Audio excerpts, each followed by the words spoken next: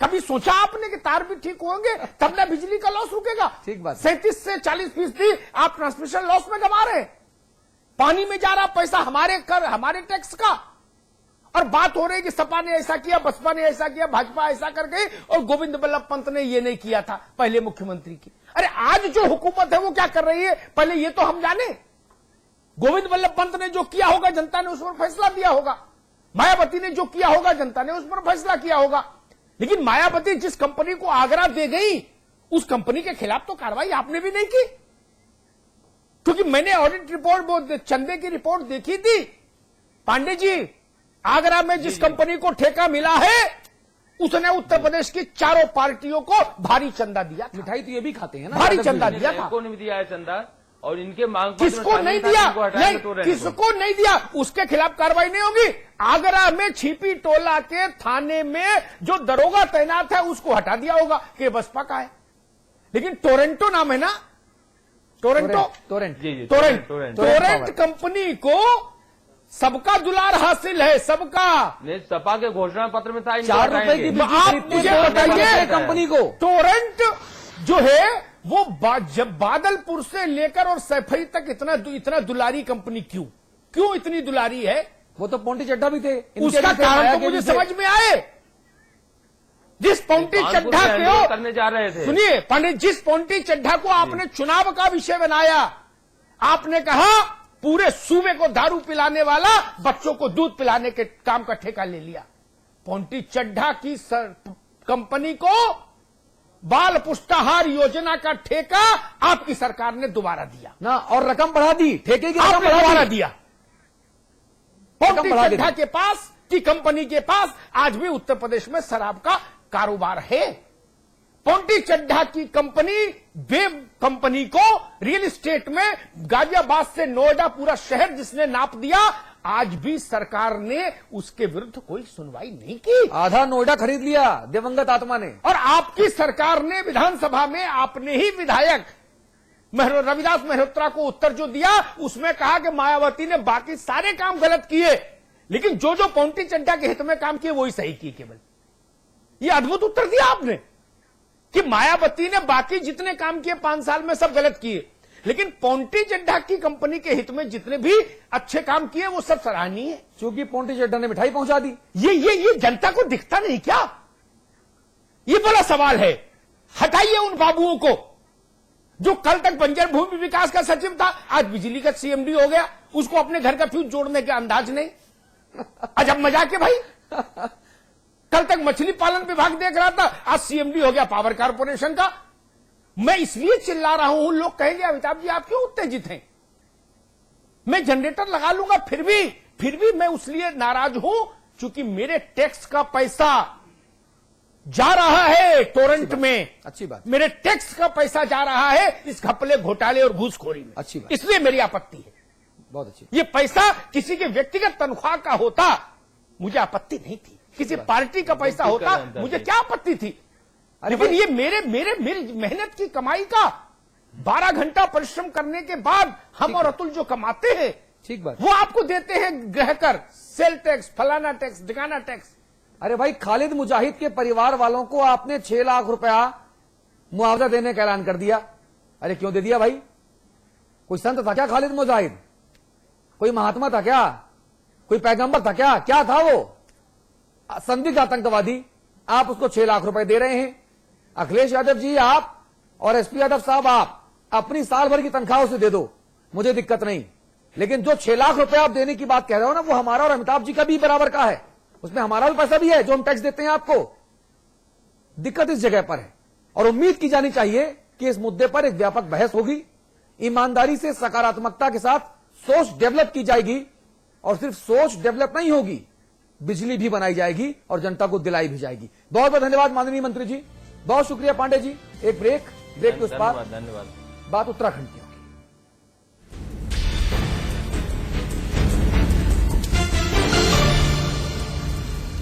JB Institute of Technology, Dehradun, the best institute of engineering with best faculty and good infrastructure. JB Institute of Technology, inspiring minds, transforming lives. NH72 Chakrata Road, Dehradun.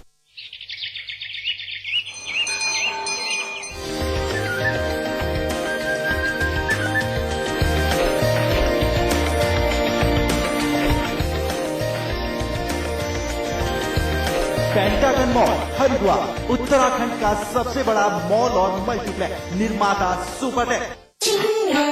आज ली क्या? And then interestingly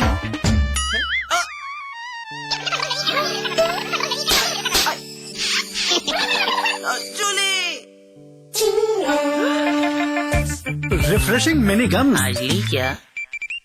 Viraj construction प्रस्तुत करते हैं आपके शहर लखनऊ में Faizabad road पर संपूर्ण आवासीय योजना बीबीडी ग्रीन सिटी। निर्माण कार्य तीव्र प्रगति पर। आज ही संपर्क करें।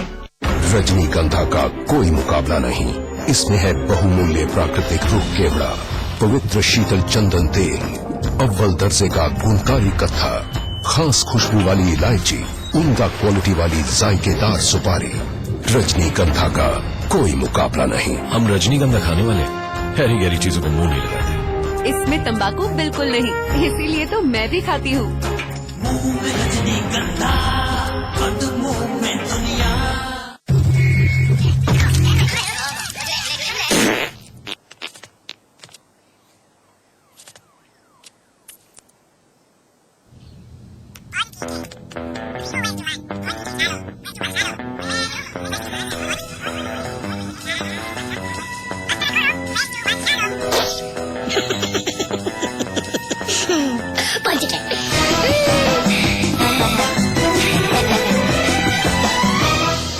मम्मी पापा आ रहे हैं। देखो वरुण, प्लीज ओवर रिएक्ट मत करना। कैसे आ रहा है? 2 बजे की ट्रेन है, पर वो लोग टैक्सी लेके आ जाएंगे। यार कमाल करती हो रे तुम। घर पे जवान दामाद है और ये नई गाड़ी हमने इसलिए ली ताकि वो लोग टैक्सी में आएंगे। वरुण मजाक मत करो, सिर्फ 2 दिन की बात है। सिर्फ 2 दिन? यार उन्हें वीकेंड तक तो रुकवाओ, घुमाएंगे उनको। मुझे भी तो उन्हें भी मजा आएगा। तुम घुमाओगे मेरे मम्मी पापा को? यार ऋतु, मेरे भी मम्मी पापा हैं यार।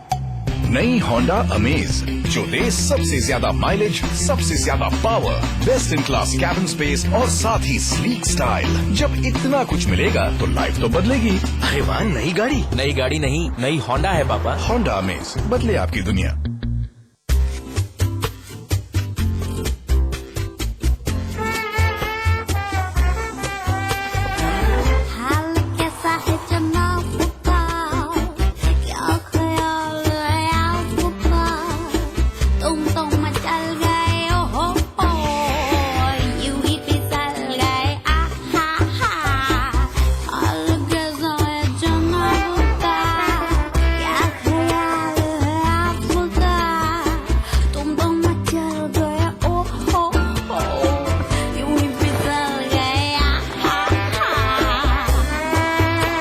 स्लाइस टेस्ट चैलेंज, इसके सामने सब कुछ फीका पड़ जाएगा।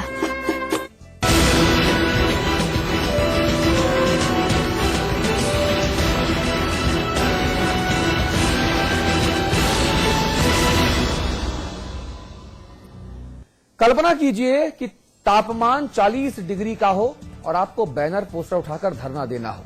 दिन भर चिलचिलाती धूप, हर सियासी दल का दरवाजा खटखटाना हो और सरकारी अधिकारियों की चौखट चूमना हो, लेकिन आपकी कोई ना सुने। कल्पना करते ही आप सिहर उठते हैं। लेकिन ये सब कुछ आज राजधानी देहरादून में हो रहा है। वो ट्रेनी शिक्षकों के साथ हो रहा है जो लगातार अपनी जायज मांग के लिए चिलचिलाती धूप में खून पसीना एक साथ बहाने को मजबूर है। बिग बुलेटिन के हिस्से पर इस पर होगी नजर। इस मुद्दे पर बात करेंगे। अनूप जब्दी साहब हमारे साथ हैं, आप अध्यक्ष हैं बीटीसी संघ के। उमेश अग्रवाल जी हैं, मीडिया प्रभारी हैं आप भारतीय जनता पार्टी प्रदेश के। और राजीव महर्षि जी हैं, आप प्रदेश प्रवक्ता हैं कांग्रेस पार्टी के। आप सभी लोग इस मुद्दे पर एक एक करके बात करेंगे। पहले इन शिक्षकों की कथा व्यथा आपको दिखा देते हैं।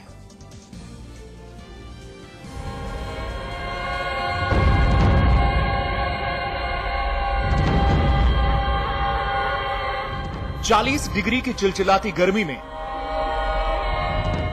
ये बीटीसी ट्रेनी शिक्षक परमानेंट नौकरी की मांग कर रहे हैं।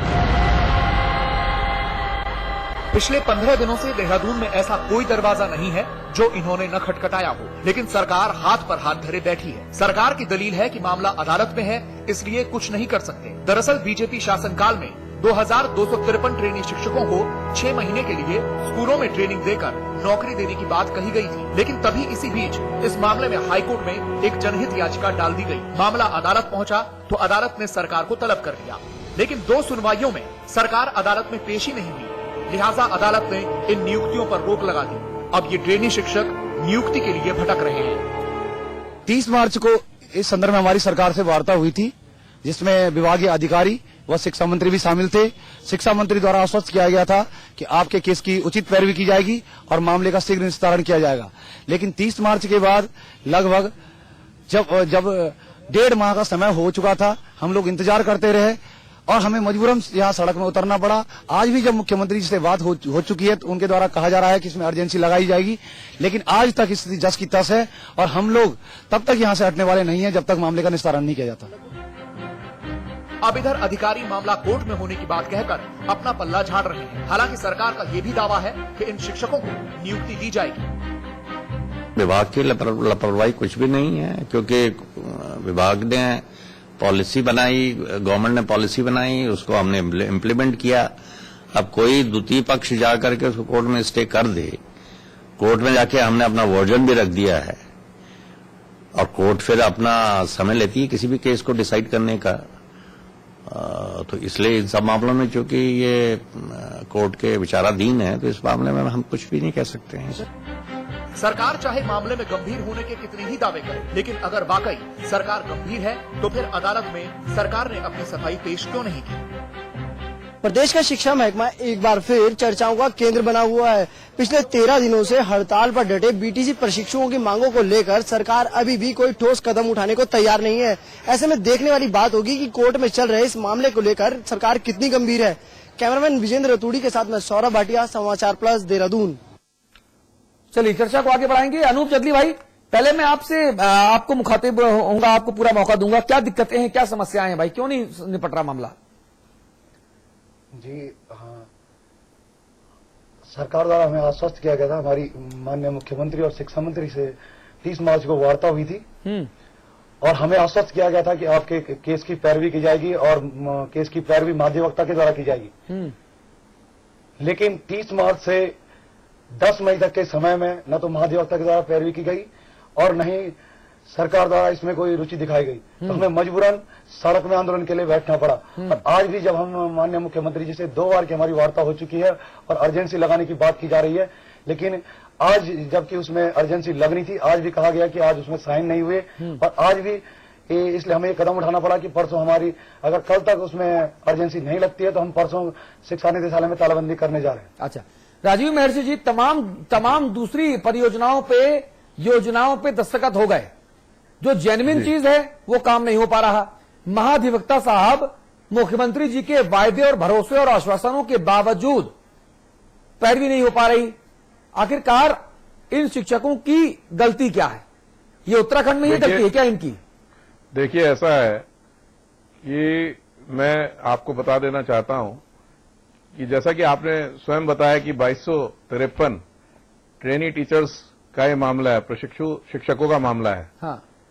और ये 14 दिसंबर 2011 को इसका नोटिफिकेशन हुआ था। उसके तुरंत बाद आचार संहिता इस प्रदेश में लग गई थी विधानसभा चुनाव की, और इसमें लगभग अगस्त सितंबर के महीने में इसमें जो है सिलेक्शंस अगस्त सितंबर 2012 में आरंभ हो गए थे और लगभग 2071 के करीब इसमें नियुक्तियां भी हो गई थी।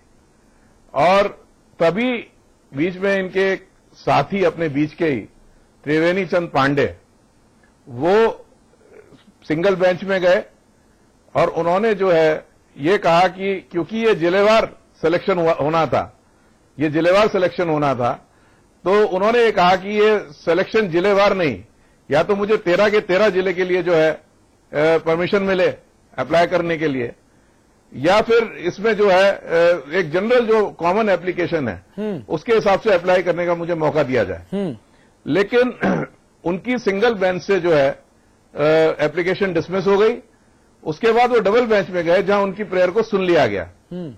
उसके बाद सरकार जो है डबल बेंच पे गई और सरकार ने कहा कि इसमें जो है, क्योंकि लोकल डायलेक्ट उसमें यह है कि जो ये हमारा जिलेवार का मकसद ये था कि जो लोकल डायलेक्ट है उसके हिसाब से, मतलब जो लोकल मातृभाषा है, जो गढ़वाल में है, कुमाऊं में है, ठीक है, कि उसके हिसाब से उसके हिसाब से नोटिफिकेशन किया गया। हाँ। उसके बाद जो है